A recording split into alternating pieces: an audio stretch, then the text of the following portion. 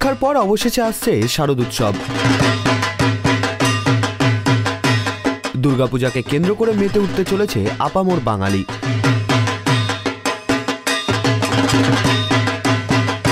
বিভিন্ন ক্লাব, বাড়ি সহ একাধিক প্রাচীন ঐতিহ্যপূর্ণ পুজোর প্রস্তুতি চলছে জোর কদমে।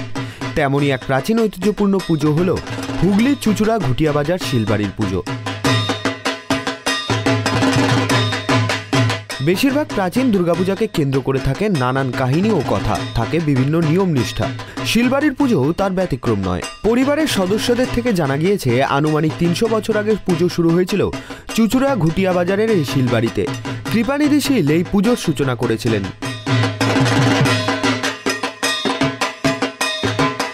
পরে গোকুল কৃষ্ণ শীলের হাত ধরে সেই পুজোর আড়ম্বর বাড়ে। আগে অন্য বাড়িতে হলেও পরে ঠাকুর দালান তৈরি হয়, সেখানেই নিত্য পুজো হয় পিতলের লক্ষ্মীনারায়ণের। শারদোৎসবের সময় হয় অভয়া মূর্তির দুর্গাপুজো। দুর্গা এখানে শিবের কোলে বসেন হরগৌরী রূপে। দেবী দশভুজা নয়, ২ হাতের এক চালার কাঠামোয় শিব পার্বতীর সঙ্গে থাকে কার্তিক, গণেশ, লক্ষ্মী ও সরস্বতী।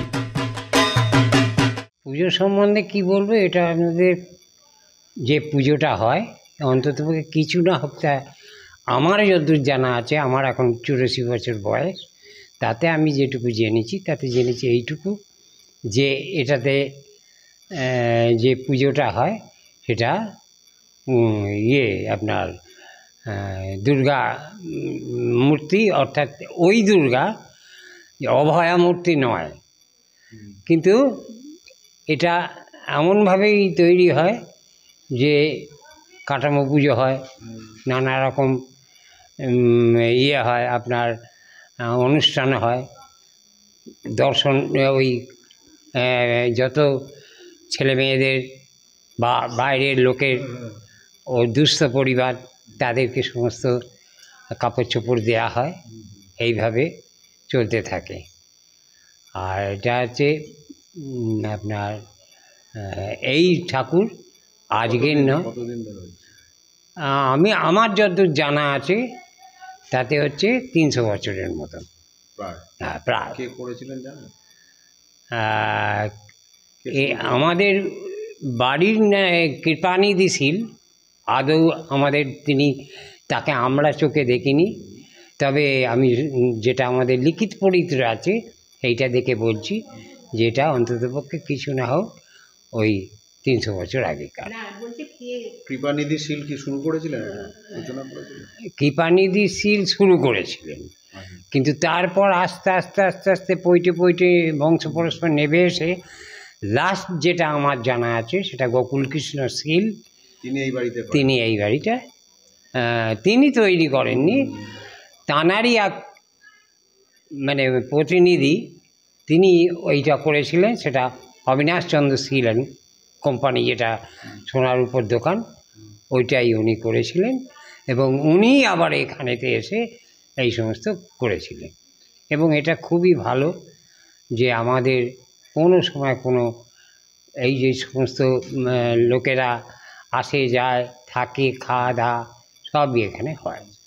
আমাদের পুজোর রিচুয়ালস বলতে আমরা যে নিয়মে পুজো করি, আমরা পুরো পাঁজিতে যেরকম সময় থাকে পুরো সেরকম সময় নির্ধারণ ধরেই আমরা কিন্তু পুজো করি। আমরা যদি 5টায় পুজো শুরু করতে পারলে 5টাতেই পুজো শুরু হবে, 5টা 5 হবে না।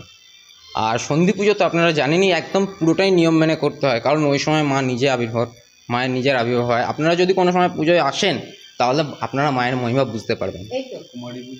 না, আমাদের এখানে কুমারী পুজো হয় না। ঠাকুরের রূপ বলতে আমাদের এখানে এটাকে অভয়া মূর্তি রূপে পুজো করা হয়।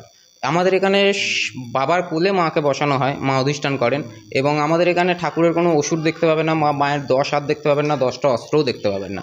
এখানে আমাদের মহাদেব থাকে, মহাদেবের কোলে মা অধিষ্ঠান করেন এবং তার চারপাশে কার্তিক, গণেশ, লক্ষ্মী, সরস্বতী এনারা থাকেন। না, এখানে কোনো বলি প্রথা নেই। একরকম বলি আমাদের এখানে হয়, সেটাকে মাসভক্ত বলি আমরা বলে থাকি। সেটাকে বিল্লপত্রের ওপর মাসকলাই দিয়ে সেই বলিটা আমরা করে দিয়ে থাকি।